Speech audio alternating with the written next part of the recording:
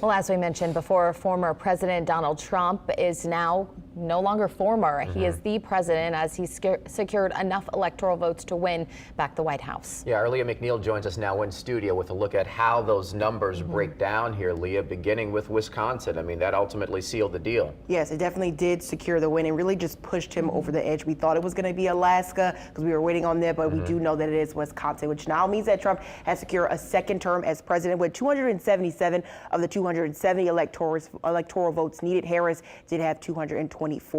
We do want to take a deeper dive into the numbers right now, especially at those swing states that we have been following. Now, of the 7 swing states, the ones that we're still watching, the Associated Press has already called, as we mentioned, Wisconsin, Pennsylvania, Georgia, and North Carolina for Trump. That, again, sent him over the edge to secure his second term as president of the United States. While the rest of the other ones, we're still waiting for those numbers to roll in. We're talking about Michigan, Arizona, and Nevada. All of those, though, according to the Associated Press, are all leaning towards President Trump, according to the Associated Press. Now, it's going to take some time to get all the data to come in, but what we do know right now from those early numbers, they do show that Harris did not perform as well as President Biden in those swing states as they were projecting that she would, but also across the board.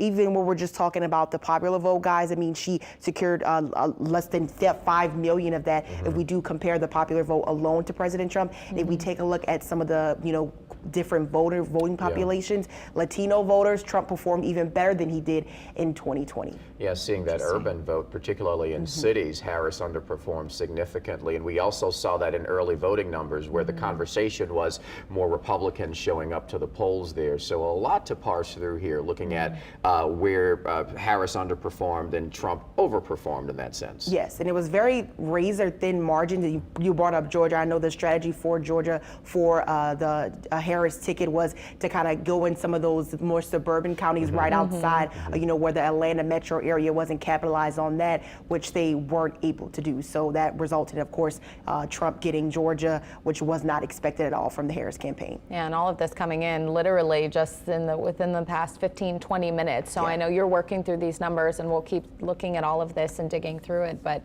yeah, a lot to unpack here this morning as this news. So we appreciate you, Leah. Yep, we'll be back. Thank you, Leah. Well, overnight, we did hear from former President Trump, now newly reelected President Trump, about his victory. He, again, that being made official maybe about a half hour ago or so. Meantime, Vice President Harris canceled a planned address. Instead, she's expected to speak later today. Winston Reed, he joins us now live with reaction from both Mr. Trump and also members of Harris's campaign. Winston, good morning. Good morning. Yeah, Trump addressed former President Trump. He addressed the crowd overnight, hours ago. However, the race wasn't called until about 30 minutes ago. Votes in those key battleground states were still being tallied when he called the race and when he took to the podium to speak to the public. Wisconsin was that state that put former President Trump over that 270 threshold for the electoral votes needed to win this race. Key battleground states like Arizona, Nevada, and even Michigan were continuing to tally the votes as Trump went to the stage to speak to the public. And Pennsylvania, another key battleground state, called the race much earlier than it did in the 2020 election cycle. Some say it's because of less mail-in ballots, and we were in a COVID year at the time. Trump currently has a lead in all of those key battleground states, and the outcome is currently cemented for him. Overnight, members of the Harris campaign say they will continue to battle and make sure all votes are counted. But now we wait for the Vice President, Kamala Harris, to address the public knowing the final result. Here is Donald Trump overnight and Vice President Kamala Harris, campaign co-chair and former U.S. Representative from Louisiana, Cedric Richmond, speaking last night. We're going to make our country better than it ever has been. And I said that many people have told me that God spared my life for a reason.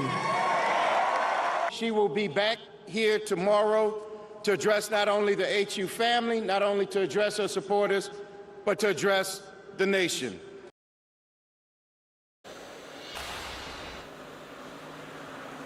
And CBS News projects that that Republicans will take control of the Senate when the new Congress begins in January. Reporting live, Winston Reed, WWL Louisiana. Thank you, Winston. And that news about the Senate there means that Republicans will retake the chamber there for the first time in 4 years. Want to get a look now at how the Senate seats look at this hour. This does give the GOP a major power center in Washington, also a lead role in confirming the president's next cabinet, as well as any Supreme Court justice if there is a vacancy here. Now, control over the House, meantime, it is still up for grabs with fewer than 100 races yet to be called. But here in Louisiana, we had 6 congressional seats up for grabs this morning, and we are seeing where those numbers stand this morning. House Speaker, Republican Mike Johnson, he did win re-election last night. Yeah, Louisiana performing well there. WWL was the only station to travel to Shreveport where he celebrated his victory. Mike McDaniel has the story. It was really no big surprise here in downtown Shreveport as Representative Mike Johnson secured another victory, securing a 5th term here in the 4th Congressional District. He thanked supporters a little bit earlier for what they were able to do to get him to this spot in a race that he was expected to easily win. He did that. His focus, however, has been during this campaign on the national level because he needs Republicans to maintain control of the House in order for him to keep the House speakership. He says he believes through optimistic lenses that the House has been able to do that. He also believes the Senate is going to be flipped and that former President Donald Trump will be back in the White House. He talked to supporters about that during the campaign event. We are trying to transport Louisiana's values to the swamp, the real swamp in D.C. And you know what those values are. We believe in the founding principles of the country. We believe in the ideas of faith and family and freedom, and we're trying to live that out every day. And it's not always welcomed in the nation's capital, but it's very important for us to do that. Johnson, an attorney from the Shreveport area, just marked 1 year as House Speaker. He was really thrust into the spotlight after fellow Republicans in the House ousted the former House Speaker Kevin McCarthy.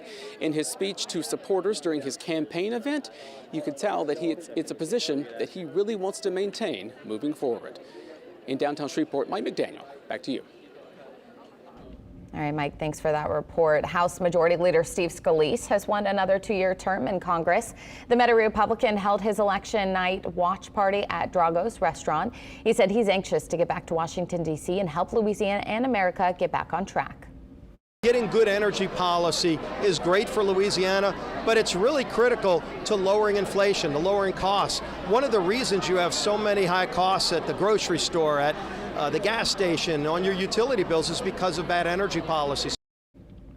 This is Scalise's 9th term in the House. He first won his House seat back in 2008, and he's held it since.